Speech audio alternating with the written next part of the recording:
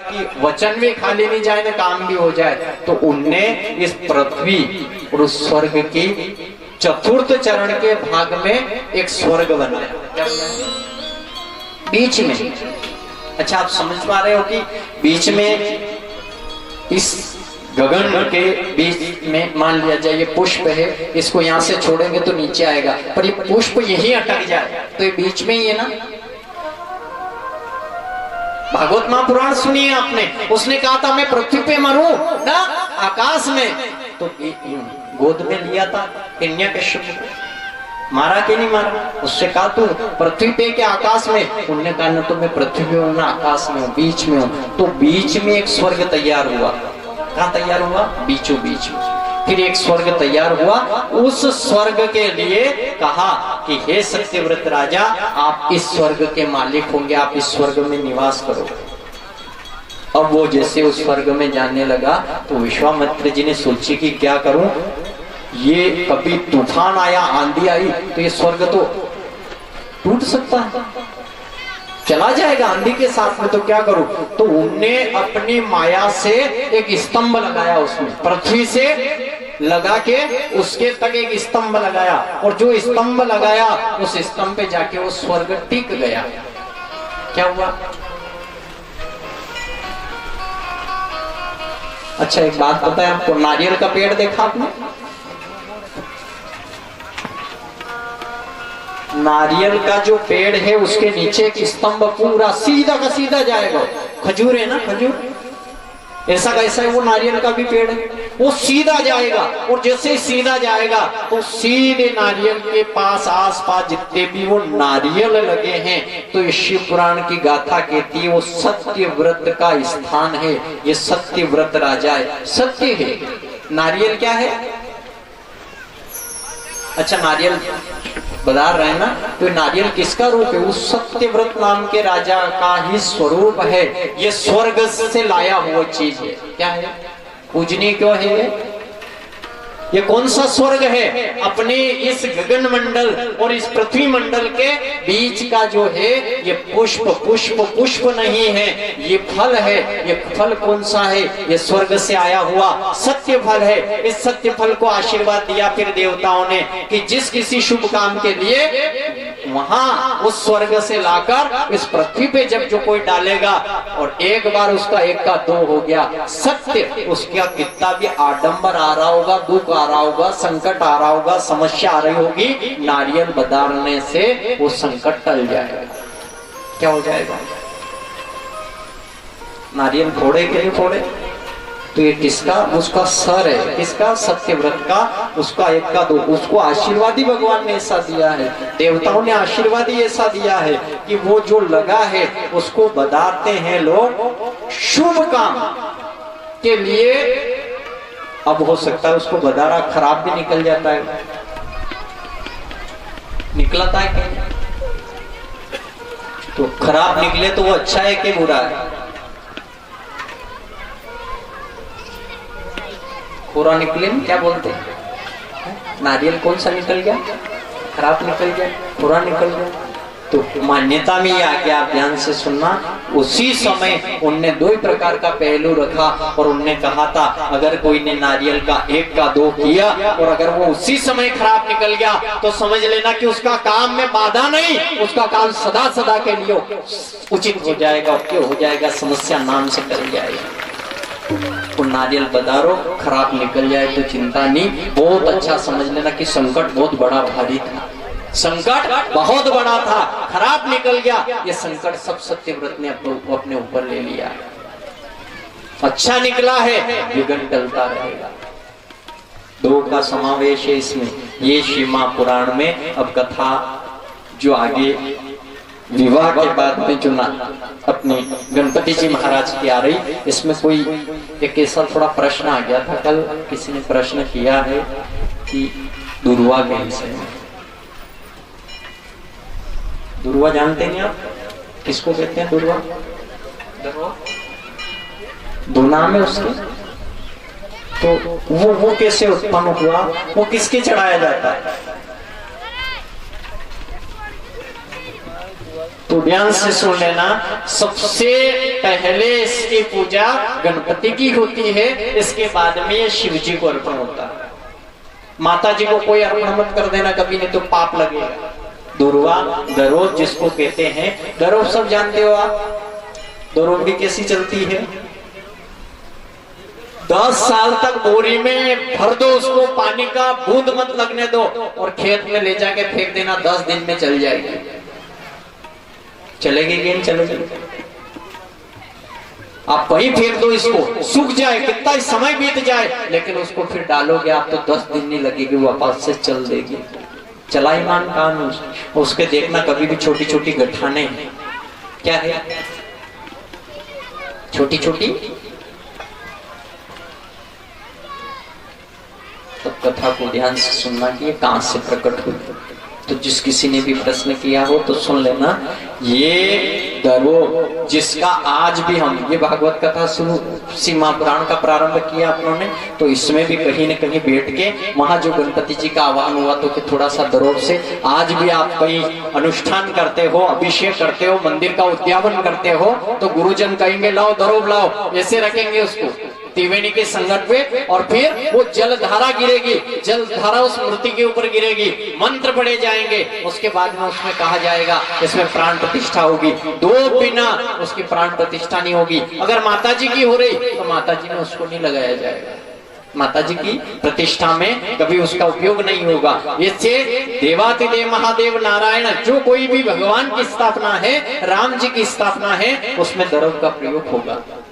खासकर शिव जी और गणपति जी के लिए विशेषकर आशीर्वाद का रूप महादेव ने गणपति को दिया है दरोब के लिए। दरोब एक तो गुड़ गणपति जी को ज्यादा चढ़ाया जाता है, आप सब चढ़ाते हो, जानकार हो सब।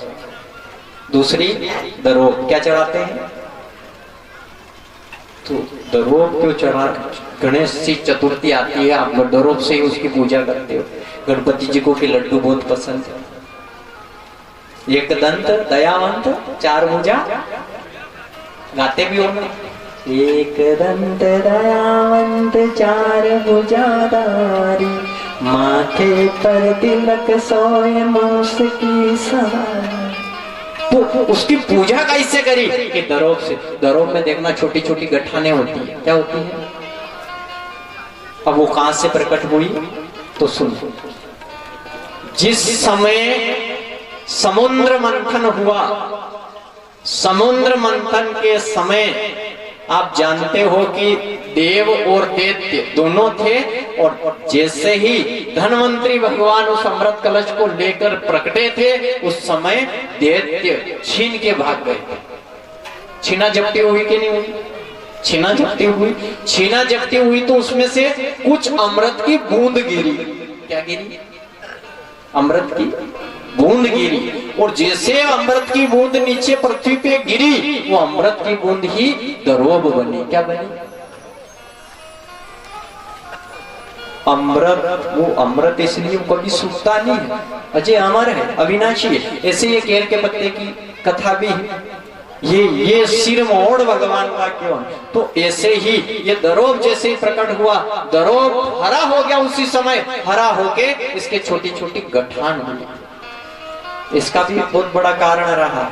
और आप ध्यान देना, आज भी ये नियम है, सीमा पुराण कहती है कि जो दरोब है, दरोब को कभी भी आप निकालना 21 गठाने दरोब की देखना। भले आपने दरोब जो निकाली है पृथ्वी से, उसकी गठाने गिनना, 21 गठान होती है। और इस 21 गठानों की दरोब को लेकर उसको रोल अपने जो लच्छा होता है उससे बांध के, उसके ऊपर सिंदूर लगा के, और सिंदूर लगा के जो चतुर्थी में बुधवार आता है, उस दिन अपने गेट के वहां गणपति जी बैठे हैं, वहां पे अर्पण कर कर दीपक प्रज्वलित कर दे।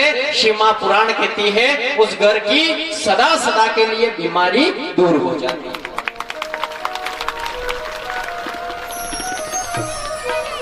ये आशीर्वाद कब मिला तो स्कंद पुराण में, फिर इसकी कथा स्कंद पुराण में कही गई कि एक बार गणपति जी के शरीर के अंदर छाले हो गए।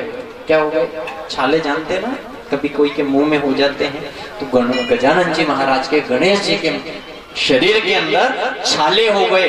जो छाले सही नहीं हुए, महादेव, विष्णु, ब्रह्मा, ब्रह्माणी, माया, जगत माता, दुर्गा, भवानी सभी आकर वहां उपस्थित हुई और देखा गणेश के शरीर में अनेक प्रकार के फूले पड़े हैं और अंदर से जलन ताप हो रही है। तो उस जलन को बंद करने के लिए फिर सभी देवी देवता बैठे। तो उस समय जब दरोग दिखी, जो अमृत का रूप था, अमृत है ये, तो अमृत से सही होगा।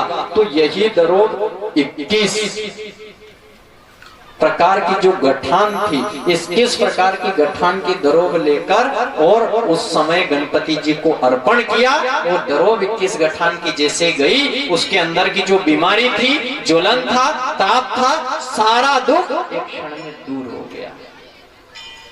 तो ये कथा बनी। उस दिन से भी कहा कि अगर घर भी एक मूसी का रूप है, उसका द्वार है, ये मुख है, इस द्वार पे आके गजानन जी का ध्यान करके 21 गठान के दरोग के वो मौली वस्त्र बांधकर और जो सिंदूर लगा के गणपति जी का ध्यान करके घी का वो बड़ी वो लंबी बाट नहीं, कल कह दिया ना आपसे, बाट कौन सी गजानन जी के चढ़े, तो वो लगा के और जो ध्यान किया चतुर्थी बुधवार के दिन जो चौथ में बुधवार जो आता है, उस दिन सदा सदा के लिए उस भोले बाबा का आशीर्वाद है कि गजानन जी आपका आशीर्वाद रहे, हे गणेश ऐसा आशीर्वाद देना, उनके घर में जितनी भी क्रोध है, अशांति है, बीमारी है, वो सदा सदा के लिए उस घर से पलायन कर जाए, चली जाए, दूर हो जाए।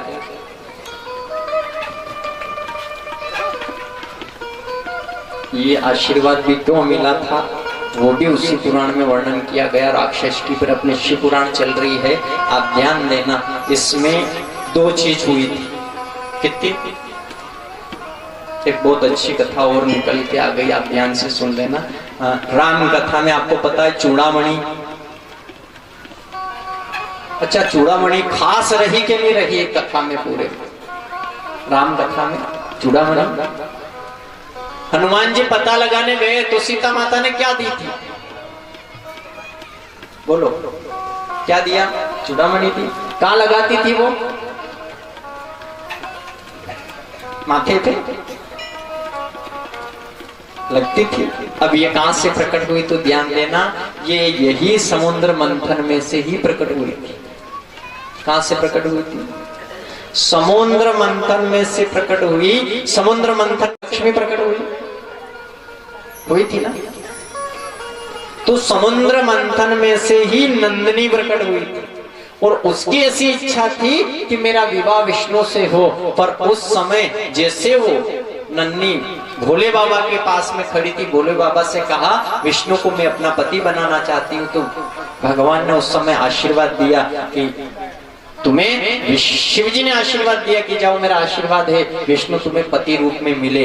वो इधर यह आशीर्वाद दे रहे थे, इतनी देर में समुद्र मंथन और हुआ, लक्ष्मी प्रकट हो गई और लक्ष्मी ने जाके विष्णु भगवान के गले में माला डाल दी, वो पति बन गए। अब इसके आंखों में आंसू आ गए। इतनी देर में जो समुद्र मंथन हुआ, जितने भी हीरे मोती जवाहरात अंदर से जो निकले थे, उसकी एक चूड़ामणि बना दी थी। किसने? विश्वकर्मा जी ने। और जो चूड़ामणि बनाई, वो चूड़ामणि लेकर महादेव जी के पास में आ गए विश्वकर्मा और कहा लीजिए देवादिदेव महादेव, ये मैंने पूरी तैयार कर दिए, जितने भी हीरे मोती जवाहरात जड़े हुए निकले, मैंने एक में सबको लगा दिया, ये आपको अर्पण कर रहा हूँ। तो वो उन्होंने लेके उस नंदी को दी। नंदी लेके भगवान विष्णु के पास गई। विष्णु भगवान से कहा, आंखों में आंसू। भगवान ने कहा क्या बात हुई? उसने कहा भगवान मेरी इच्छा थी, मैं आपको पति बनाना चाहती थी। तो भगवान ने कि तुम्हारी इच्छा भी पूरी होगी। कब? सतयुग में नहीं होगी, त्रेता में नहीं होगी, द्वापर में नहीं होगी, कलयुग आएगा और कलयुग का आखिरी पहर आएगा। कलयुग के आखिरी पहर में, अच्छा आप विष्णु देवी जाते हो? हाँ विष्णु देवी जाते हो? कहते हैं, ये कथा ही कह रही है, वो वहां जाके बैठी। कौन? नंदी उस पहाड़ी पे जाके बैठी और कहा 3 पिंडियां है वहां पे, उस पुण्यों के स्वरूप में तुम जाके बैठना, ये कलयुग के आखिरी पड़ाव में मैं आकर तुमसे विवाह करूंगा। वो जाते हुए तपस्या करने जा रही थी और उसी समय वो चूड़ामणि भगवान नारायण को दी। नारायण ने इंद्र की पत्नी को दे दी और इंद्र की पत्नी के पास से, देखो ध्यान देना आप, सम्रासुर नाम का राक्षस आया और उसने इंद्र के ऊपर चढ़ाई करी। उसको वरदान ऐसा था कि जिसके पुत्र नहीं हो वही उसको मार सके। तो शिव जी के भी पुत्र था, विष्णु जी के पुत्र था, सभी देवी देवताओं के पुत्र थे, खाली राजा दशरथ के पुत्र नहीं था। कौन नहीं था? तो राजा दशरथ को इंद्र ने बुलाया।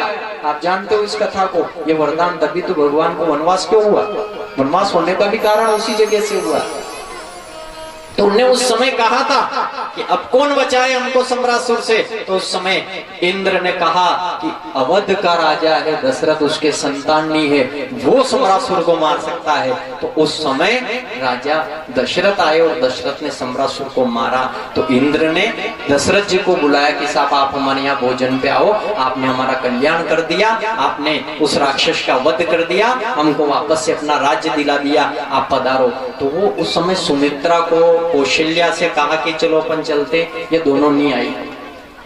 केकई आई थी साथ में दशरथ जी के, और केकर आई और केकई साथ में गई। उस समय उन्होंने भोजन किया और भोजन करने के बाद में इंद्राणी ने केकई को ये मणि प्रदान करी। कौन सी? माथे के लगाने की चूड़ामणि। और उससे कहा मैं तुम्हें क्या उपहार दूं? ये उपहार मेरी तरफ से। तो चूड़ामणि केकई ले आई। फिर वहां पे पुत्र भी हुए, चारों भाई थे, पत्नियां आई। तो वो चूड़ामणि ले जाके उसने सुमित्रा को दे दी थी। अब केकई का आप जानते हो, रामचरितमानस में कहा है कि जब विवाह हुआ न आए तो केकई ने शीश मेल दिया था। मुंह देखाई में क्या दिया था? पैर पकड़ा ना सीता मैया ने आके केकई का, तो उन्होंने शीश मेल दिया था। तो ऐसे जितनी भी थी सबने दिया। तो सुमित्रा के पास में वो थी क्या? सुमित्रा ने वो उस दिन जगत जननी सीता माता को वो चूड़ामणि प्रदान करी थी, जो हमेशा माथे पे लगाते हैं। वो मणि क्यों कहते हैं उसको? वो हीरे मोती जवाहरात से जड़ी हुई थी। उसको वरदान ऐसा था कि ये जहां रहेगी वो कभी हार नहीं सकता। आप जान लेना कि निशानी हनुमान जी महाराज ने कहा कि हे माँ मैं जा रहा हूँ, कुछ निशानी दे। तो सीता मैया जानती थी कि ये मणि अगर मेरे बाल में लगी है, यहाँ रहेगी, तो इस रावण को, राम तो ठीक कोई मार नहीं सकता है क्योंकि इसकी शक्ति ऐसी है। तो एक काम करूं, पहले इसको यहाँ से निकालूं, इसके बाद में रास्ता साफ हो जाएगा। तो उस दिन निकाल के बालाजी को दी, बजरंगबली ने ली। जैसे आया उसके बाद से पतन शुरू, लंका का फिर विनाश होना शुरू हो गया। तो संतो जनों ध्यान देना, जहां देवातिदेव महादेव का ऐसा आशीर्वाद रहा और सदा सदा के लिए शिव जी सबसे निराले नहीं, भोलेनाथ से निराला, डमरू दारी से निराला, यहाँ कोई नहीं है मेरे नाथ से निराला, भोले बाबा से निराला, यहाँ कोई नहीं है। गोरीनाथ से निराला, गोरीनाथ से निराला, यहाँ कोई नहीं है। कोई नहीं रे, यहाँ कोई नहीं रे,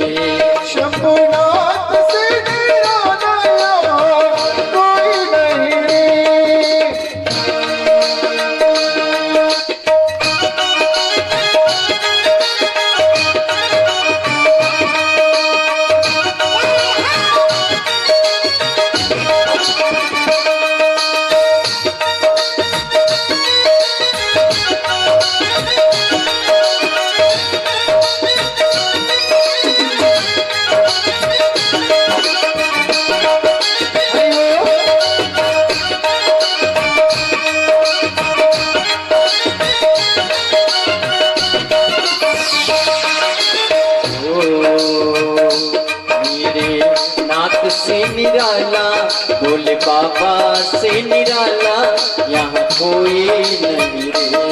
तेरी नाथ से निराला, भोले बाबा से निराला, यहाँ कोई नहीं रे। संतोष सब जानते हैं महादेव देव नहीं है, महादेव है अजर अमर अविनाशी। और कहते हैं शिव का डमरू डम डम डोले, ओ शिव का डमरू डम डम डोले, अगम निगम के भेद ये खोले। शिव का डमरू डम डम डोले, अगम निगम का भेद खोले। शिव का डमरू डम डम डोले, अगम निगम का भेद ये खोले। ओ ऐसा हो डमरू बजाने वाला ऐसा कोई नहीं रे मेरे भोले से निराला, निराला यहाँ कोई नहीं रे।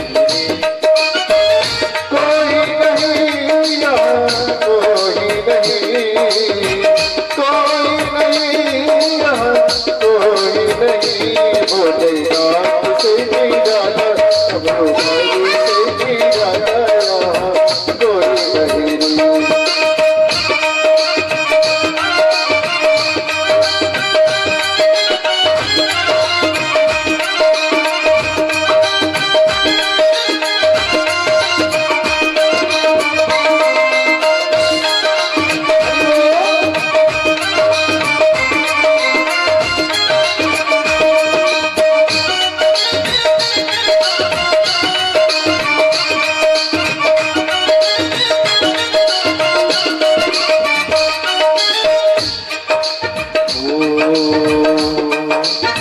आया जब जब करवट बदले, बदलने में देर नहीं है इस संसार में। और कहते हैं महादेव, एक संत की वाणी है संतों, इस संसार जगत में बदलाव, बैलेंस, मन, मंदिर, पाप, पुण्य, धर्म, अधर्म, धर्म की भूमि पे धर्मात्मा लोग सत्संग स्वरूप में कहते हैं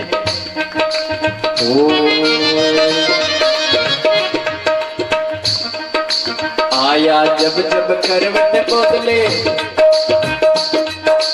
पाप चमकते अगले पिछले। जब जब करवट बदले, पाप चमकते अगले पिछले।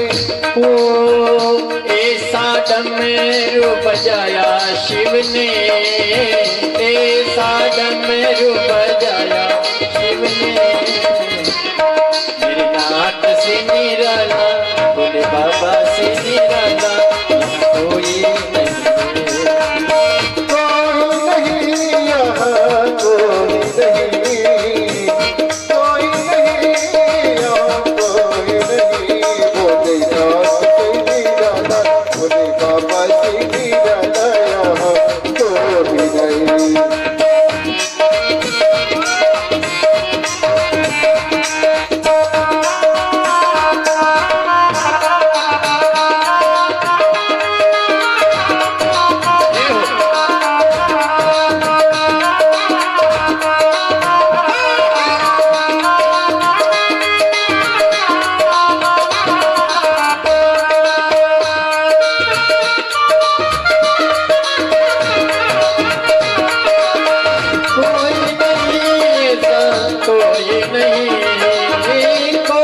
नहीं यहाँ कोई नहीं।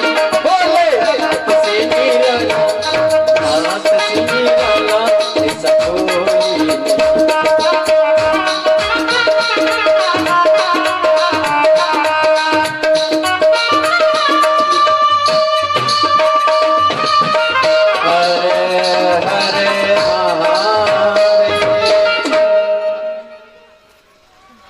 देखो कल आपसे एक बात कही थी, उसकी साक्षी के लिए विष्णा के कोई भगत उपत्ति ले आए हैं जो कल बात हो रही थी। दिख रही ना आपको? एक होते ये स्पष्ट नहीं दिख रही है, ये दिख रही है। कितने? 5। ये दोनों ये अलग अलग है ना, ठीक है। 5 है, बात हो रही थी ना कल का। अब ये 5 वाली कथा स्कंद पुराण में वर्णन की गई है। लक्ष्मी के स्तन से पौधा बना है। कैसे बना है ये कथा आने वाली है। कल अपने शिव और पार्वती के विवाह की कथा रहेगी। कौन सी रहेगी? ठीक है, उस कथा के अंतर्गत ये वाली कथा, ये 4 वाला है, 5 वाला होता है, 7 वाला भी होता है, और 3 वाला तो जगत में आपसे कह ही दिया है। ये त्रिदेव का कमाल था, और 3 की कल आपको कथा भी कह दी। अब 3 को आप खराब समझो ना अच्छा समझो, तो अच्छा समझोगे कि बुरा? 3 आंखें वाला है और 3 नेत्र वाले के 3 पत्ती चढ़ाई है, और 3 पत्ती की कथा आपसे की कि पत्तियों के चक्कर में मत रहना। इस पत्ती के चक्कर में रहोगे तो ठीक है, न वो वाली पत्ती के चक्कर में आ गए तो चाय पत्ती पीता बरोबर।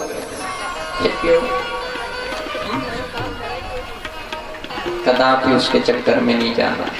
प्रवादी है। श्री श्रीमा पुराण कहती है संतों कि सदा सदा के लिए, अपने आगमन के लिए, अपने कार्य के लिए, अपने धैर्य के लिए कथा प्रारंभ हो रही है रुद्राक्ष की। रुद्राक्ष धारण कर रखा आपने? अच्छा, किस किस ने रुद्राक्ष धारण कर रखा है?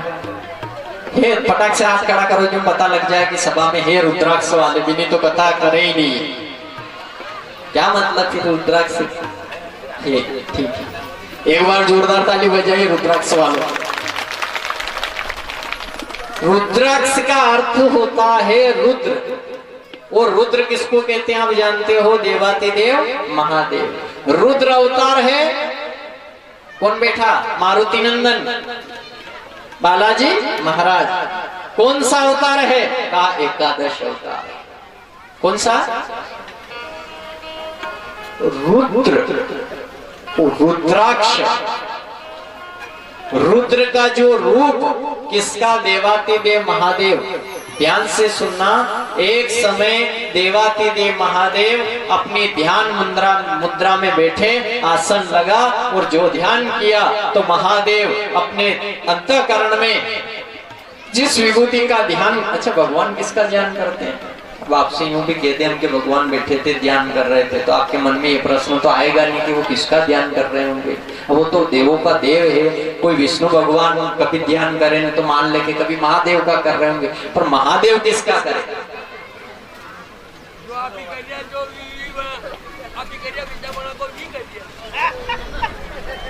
देखो, महादेव सदा आपसे कह दिया कि पृथ्वी का, इस धरातल का कण कण कंकर शंकर है, और कंकर शंकर के लिए आपसे कहा है कि प्रत्येक कण में कौन विराजमान है? पूरी दुनिया जानती है। गीता सार उठा के देख लेना, उसमें कहा है कि कण कण में किसका वास है। पर एक बात उसमें कृष्ण ने कहा था, हे अर्जुन, सब मेरे में है पर मैं सब में नहीं। पढ़ा होगा आपने, कण कण में कंकर शंकर है, और उस कंकर शंकर, जो कंकर सारे शंकर को याद करते हैं, तो क्या वो शंकर कंकर को याद नहीं करेगा?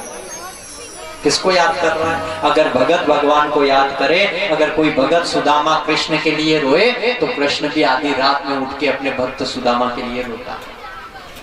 अगर भगत भगवान को याद कर रहा है, महादेव को याद कर रहा है, उस त्रिभुवन मुरारी को याद कर रहा है, तो महादेव आंखें बंद करके अपने भगत का ध्यान कर रहे थे। और जो ध्यान करते रहे तो कई समय बीत गया, तो थोड़ा सा कोई हृदय के अंदर भगत के प्रति, देखो भगत भी बहुत है जगत में, बहुत सारे ऐसे भी है जो भगवान से लड़ाई झगड़ा भी करते हैं। कोई कोई भगवान को बुरा भी बोलता हो। अच्छा, तो छोटा मोटा कुछ हो जाए तो नहीं बोलने लग जाए लोग? बोलते हैं क्या? योशो कशो भगवान, योशो कशो भगवान। हाँ, शंभू तो शंभू तो शंभू, ये भोलेनाथ है, वो तो कुछ भी कहते हैं। बोले बाबा का क्या है? पर भावना क्या रहती है? मैं इतना भगवान का पूजन करूं, पाठ करूं, ये करूं, तो दुख आता ही जा रहा है, आता ही जा रहा है, आता ही जा रहा है। ये कैसा भगवान? पकड़ो इनको, ले जाकर फेंक दो खार में। ये कोई महादेव है? आपकी ये छोटी बुद्धि, छोटा विकार, ये अपने न तो देखो आपसे कोई भगवान ने कोई ने नहीं किया, आपके आत्मा में लाओ, तरुण बिठाओ, रोज स्नान कराओ, गोपी चंदन चढ़ाओ, मत चढ़ाओ। आप आस्था अपनी उस जगह मत लगाओ, दुख और सुख को उस जगह मत तोलो। संसार जब तक ये जिंदगी रहेगी फुर्सत न मिलेगी। और उस शब्द ने कहा कि श्वास श्वास पे नाम ले, व्यर्था काहे खोए, न जाने इस सांस का फिर आना होए ना होए। तो मत गमाओ इसको। रुद्राक्ष के लिए वो सांस श्वास का तार चला, और जो एकदम से सदाशिव के अंदर एक क्रोध ने जन्म लिया। किसने? अगर भगत को क्रोध आया होगा तो भगवान को आएगा क्या? क्योंकि भगत भगवान के हृदय में बैठा था, और जैसे ही उसको आया उस समय क्रोध के स्वरूप में करुणा बरस गई, और करुणा के रूप में महादेव के आंखों में आंसू आया। रोकने की बहुत कोशिश की महादेव ने, लेकिन वो आंसू रुका नहीं। तो शिवा पुराण कहती है महादेव की आंखों से 14 बूंद गिरी। कितनी बूंद गिरी? उसमें सब गांव, उस सब के नाम दिए गए हैं। इधर लखनऊ की, उत्तर प्रदेश की भूमि पे जाता है, वाराणसी उत्तर प्रदेश, अयोध्या, इस नगरी में। तो जो बूंद गिरी महादेव के आंख से, एक, फिर 2, 3, 4, ऐसे करके 14 बूंद गिरी। तो एक से लगा के 14 मुखी तक रुद्राक्ष का पौधा प्रकट हो गया। क्या प्रकट हुआ? एक मुखी रुद्राक्ष जानते हैं आप? 2, 3, 4, 5, तो ज्यादा से ज्यादा रुद्राक्ष आप सब जानते हो कितना मुखी तक है? 14 मुखी तक। अब इसमें तो बहुत बड़ी गाथा दी है संतों की। एक मुखी रुद्राक्ष क्या काम करता है? 2 मुखी रुद्राक्ष धारण करने से क्या होता है? तो विशेष रूप से माना कि पंचमुखी जो रुद्राक्ष है वो इस संसार जगत में प्रत्येक मानव मात्र की बुद्धि का संचार करता है, अच्छा बनाता है। तो ज्यादा लोग कौन से रुद्राक्ष को धारण करते हैं? बोलो तो 5 में कौन सा?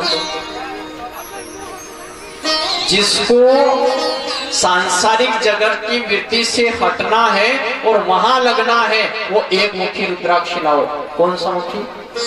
एक मुखी रुद्राक्ष, जिसमें केवल शिव जी की एक कोड़ी है, शिवलिंग बना है, और चतुर्मुखी है जिसमें एक मुख है, और एक मुखी रुद्राक्ष घर पे उसको पहना नहीं जाता।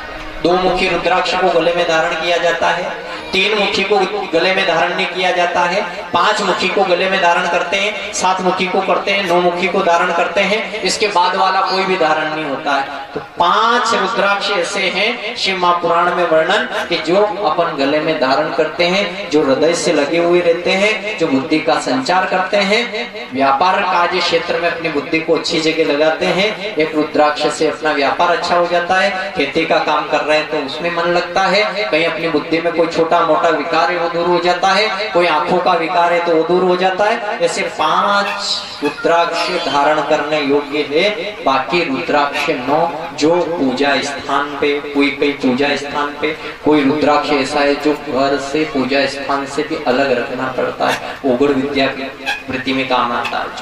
आप जानते हो ना मशान का भी स्वामी वही है। मशान का स्वामी कौन है? शमशान का भूत बावन भूतेश्वर देवातिदेव महादेव, जो चौकी लगाकर शमशान की विभूति रमाता है, जो बैठा और कल अपने महादेव की कथा, विवाह की कथा है, तो उसके विवाह का तो फिर आनंद है। रुद्राक्ष महादेव की आंखों से जो क्रोध के रूप में करुणा बनी, और करुणा के रूप में जो आंखों से बूंद गिरी, ये आंखों का पानी, और ये जैसे ही गिरा पृथ्वी पे तो इसने पेड़ का रूप धारण किया। तो ये आंखों से, इसीलिए तो इसको कहते हैं रुद्राक्ष। वो कितना मुखी, अच्छा मुखी क्यों बोलते हैं इनको? मुखी क्यों बोलते हैं? और इसमें रुद्र, रुद्र यानी शिव, मुखी यानी शिव जी के मुख। तो शिव जी के मुख कितने? एक मुख भी है, 2 मुख भी है, 3 मुख भी है, 4 भी है। तो इससे कितने मुख हो गए? 14 मुखी रुद्राक्ष तक का वर्णन आ गया। अब इसमें भस्म का वर्णन है। भस्म आप जानते हो? भाई पीछे तक सुनाई पड़ रहा ना? भस्मी। अच्छा, कौन ऐसे जो भस्मी रमाते हैं? यहाँ कोई नहीं बैठा है जो भस्मी के प्रति आसक्त है। और आपने भस्मी वाले लोग देखे होंगे। अच्छा, उज्जैन चढ़ाव में गए ना, वहां तो आनंद है, लोग जाके जाके देख के बार बार, और यो कोई देख रहा, वो देखो वो जटाधारी। भस्म का अर्थ आपको वहां पता लग जाएगा। भस्म की ज्यादा कथा नहीं कहें आपसे। भस्म ये है मसान, मसान की जो भस्म है ये कालों का काल महाकाल है। महाकाल की सेवा भी कुछ समय के लिए भस्म से भी बंद कर रखी है सरकार ने। ये तो महादेव के नई भस्म की रोज पूजा हो रही थी, अर्चना हो रही थी, और महाकाल बाबा की रोज पूजा श्री गणेशाई नमः से शुरू हो रहा था। और उसने आशीर्वाद ही ऐसा दिया था ब्राह्मण को, जो 12 ज्योतिर्लिंग में एक एक लिंग की जो कथा है, वो कथा जो आगे आने वाली है, महाकाल का उज्जैन नगरी में प्राकट्य कैसे हुआ, सोमेश्वर का कैसे हुआ, जो 12 ज्योतिर्लिंगों की कथा है, तो यहाँ शिव पुराण कहती है कि जहाँ भस्म रुद्राक्ष, और रुद्राक्ष के लिए सदा सदा के लिए जो अपने हृदय भाव से धारण करता है, उसका सदा सदा के लिए कल्याण करता है। इसी में अमृत रूप की कथा आती है, और अमृत रूप में विवाह में जो बहुत बढ़िया कथा आई है। शादी होती है तो फेरे होते हैं, तो हथेला में क्या रखते हैं? उनको मतलब मांडो ही नहीं पड़ता नहीं, मोची लो आप बोल जो मन पर, अपने मन में तो मोची लो। कई कई दे हल्दी का अभी भी शादी हुई होगी, और शादी में बहुत सारे ध्यान नहीं रखते। उनके क्या काम है? महाराज जी जाने, जो भी रखा होगा रखी दिया होगा, वो तो लाड़ा लाड़ी, उनके क्या ध्यान है? ध्यान रखते हैं, करना क्या? पर सत्य बताएं आपसे, आपको पता लग गया? लग गया ईमानदारी से? पत्ता रखते हैं, क्या रखते हैं? पत्ता रखते हैं। जो पत्ता रखे उसको कहते हैं पान। क्या बोलते हैं उसको? पान। तो पान का पत्ता बहुत जरूरी है, ध्यान देना। लाड़ा बनता है अभी थोड़ी समय की विकृति से, नहीं थे आप पहले का समय उठा के देख लो, पान के बिना शादी शुरू नहीं होती। लाड़ा ने पान खवाड़ो, अबे खावे कोई लाड़ा लाड़ी पान?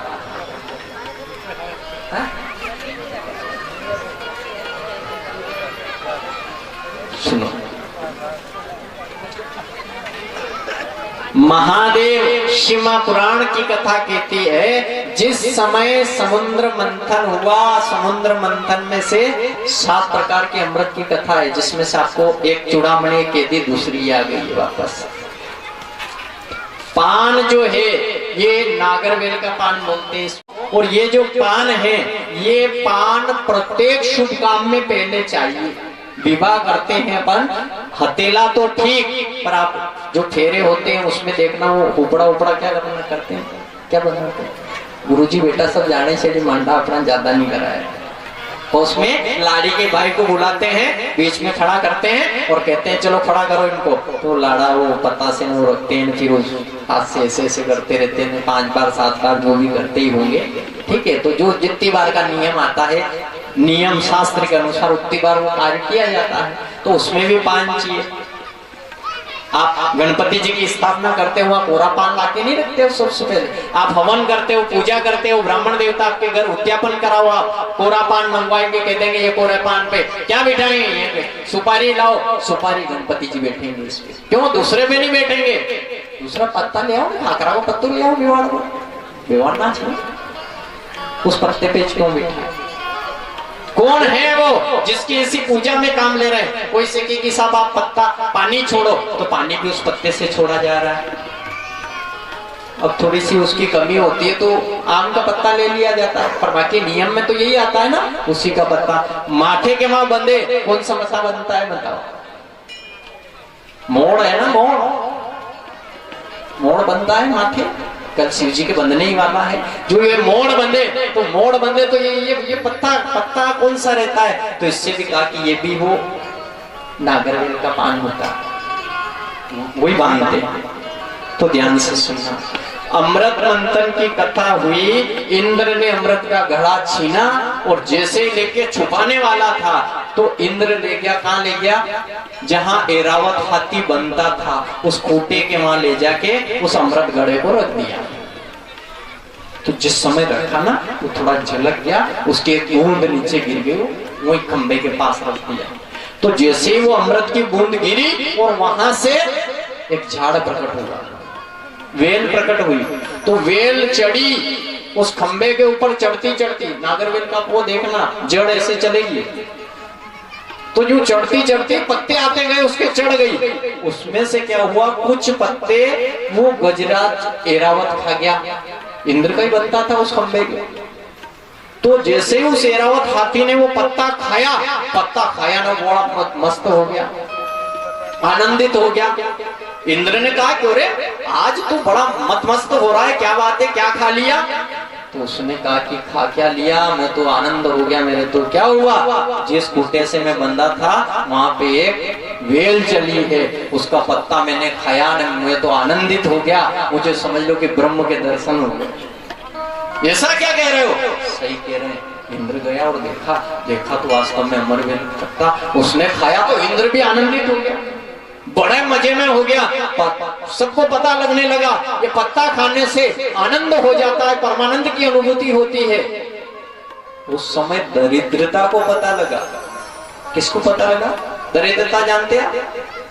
शिव महापुराण कहती है दरिद्रता को पता लगा, दरिद्र आई जो दरिद्रता ने उस पत्ते को तोड़ दिया, पत्ते को तोड़ा और जैसे उस पत्ते को तोड़ा तो नारायण भगवान को पता लग गया कि दरिद्रता भी वहां पहुंच गई है। वो पत्ता कहां? नारायण के वहां वैकुंठपुरी में पहुंच गया। कहां पहुंच गया? नागरवेल का पान वैकुंठपुरी में पहुंच गया। भगवान नारायण ने अपने हाथ में लिया और हाथ में लेके कहा कि इसने लक्ष्मी को स्पर्श किया है। लक्ष्मी के साथ में दरिद्रता ने, दरिद्रता लक्ष्मी कौन है? दोनों बहनें हैं। बड़ी बहन कौन है? दरिद्रता। कौन है? बड़ी बहन बोलो, कौन है? दरिद्रता। छोटी बहन लक्ष्मी। तो दरिद्रता और लक्ष्मी दोनों ने भी हाथ लगा लिया। इंद्र ने भी खाया, ऐरावत हाथी ने खाया, इत्यादि देवताओं ने खाया, सब मस्त हो गए, आनंदित हो गए। उसने कहा अभी अमृत की बूंद से प्रकट हुआ है, बहुत ध्यान से सुनना, अमृत की बूंद से प्रकट हुआ, पर अब इस पत्ते का क्या करें? इसको किसने छू लिया? कि दरिद्रता ने छू लिया। तो आप कभी भी ध्यान देना, जो पत्ता होता है उसके शुरू का भाग जो है, टीका होता है, उसमें दरिद्रता है। जो टीका मुंह है उसमें दरिद्रता, पीछे का जो भाग है उसमें कौन है? पीछे के भाग में दरिद्रता, आगे के भाग में दरिद्रता, पीछे के भाग में दरिद्रता। आप पान वाले के घूमटे पे जाना, पान लेना, वो पान वाला इतना ज्ञानी है, पान को पकड़ेगा, यूं काटेगा और यूं काटेगा। खाया पान, खाया आपने? उसका मुंह काटेगा ऐसे कैंची से, फिर पीछे का काटेगा, फिर कट्टा लगाएगा, फिर चूना लगाएगा, फिर उसमें सामान धरेगा और बढ़िया बनाएगा। लो साहब ना, साफ खाएंगे ना, वो साफ देखो आनंद, खाने के बाद आनंद होता है। पान खाने के, पान जो खा रखा उससे पूछोगे लाड़ा कैसे, क्या मस्ती में, बस पान जरूर चाहिए उसके अंदर। क्या चाहिए? बीच का जो भाग है उसमें देवातिदेव महादेव का आशीर्वाद रहा कि उसमें कौन विराजमान हुआ? लक्ष्मी। लक्ष्मी कहाँ रहती है? उसकी जो धरिया रहती है ना पान के अंदर, उसके अंदर लक्ष्मी का वास रहा।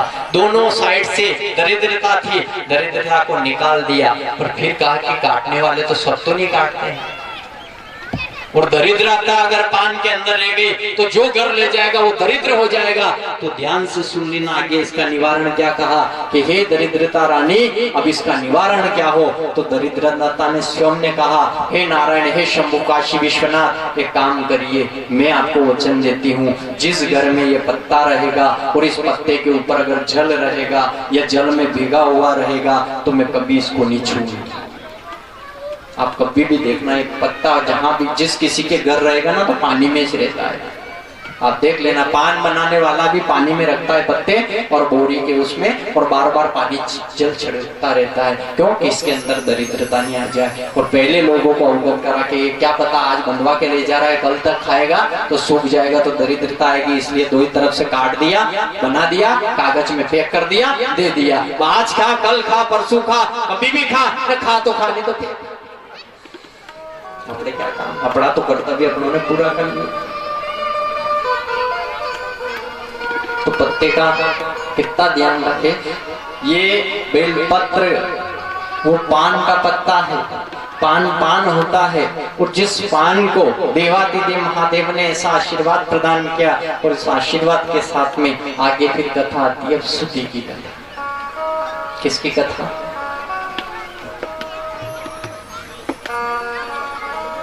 पकड़े लो हाथ भोलेनाथ, नहीं तो डूब जाएंगे। पकड़ लो हाथ भोलेनाथ, नहीं तो डूब जाएंगे। पकड़ लो हाथ भोलेनाथ, नहीं तो डूब जाएगी। पकड़ लो हाथ भोलेनाथ, नहीं तो डूब जाएगी। नहीं तो डूब जाएंगे, नहीं तो डूब जाएंगे, नहीं तो डूब जाएगी, डूब जाएगी।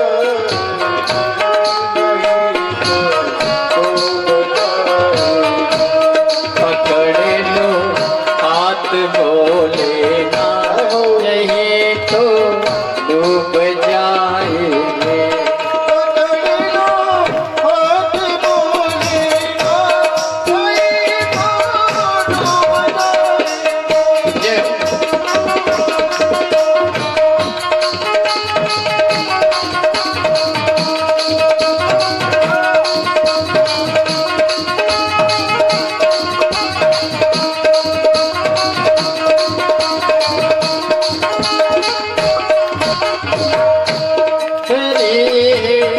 पाप की गठरी हमारे सर पे ये बात धरी, पाप की गठरी हमारे सर पे ये बात।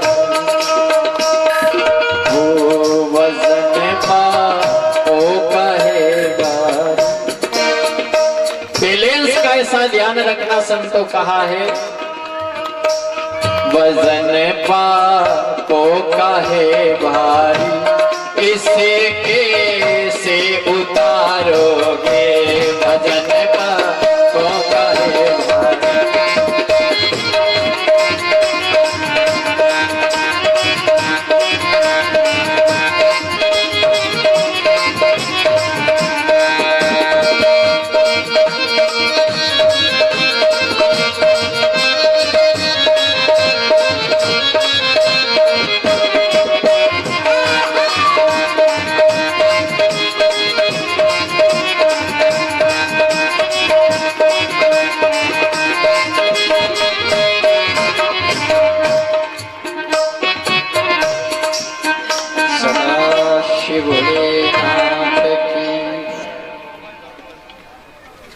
ध्यान दे कि शिव और सती की कथा के लिए एक पति पत्नी का रूप है, एक पत्नी है, एक पति है। इसमें सबसे बड़ा मान किसका रहता है? पत्नी का रहता है कि पति का? कि सारी शिव पुराण की अपनी कथा हो रही है। पत्नी पति, शिव जी ने सती से कहा, सती ने कहा स्वामी मैं बार बार मरती हूँ, जन्म लेती हूँ, आप कोई ऐसा उपाय कर दो कि मैं भी आपके साथ में अजय अमर अविनाशी हो जाऊं, मैं कभी मरूं नहीं। ये भगवान की 51वीं शादी थी। कौन सी? 52 शादी हुई है ना, 52 में कल हो रही है पार्वती की विवाह की कथा। पर सती आज साथ में है और सती ने शिव से अनुरोध किया है। वो जगत माता ने जगतपति के चरणों में प्रणाम करके कहा, हे प्राणनाथ, आपको ऐसी कृपा कर दो कि आप मुझे ऐसा वरदान प्रदान कर दो। उसने कहा, देखो खाने पीने की चीज कोई अमृत नहीं है जो मैं तुझे पिला। ये अमृत की कथा थी, हुई वहां हुई है, लेकिन तुम्हें अगर अजय बनना है, अमर बनना है, अविनाशी बनना है, तो तुम्हें अमर कथा सुननी पड़ेगी, अमृत नहीं मिलेगा। क्या सुनना पड़ेगा? तो पति और पत्नी में सबसे बड़ा सम्मान किसका रहता है? पत्नी का रहता है कि पति का? बड़प्पन किसका रहता है? अगवानी किसकी रहती है? आगे कौन रहता है?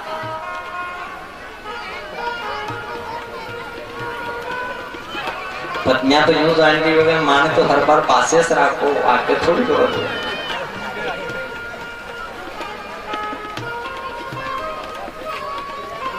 ठीक है, अपने पाछे जो चीज पीछे शोभा दे वो पीछे अच्छी।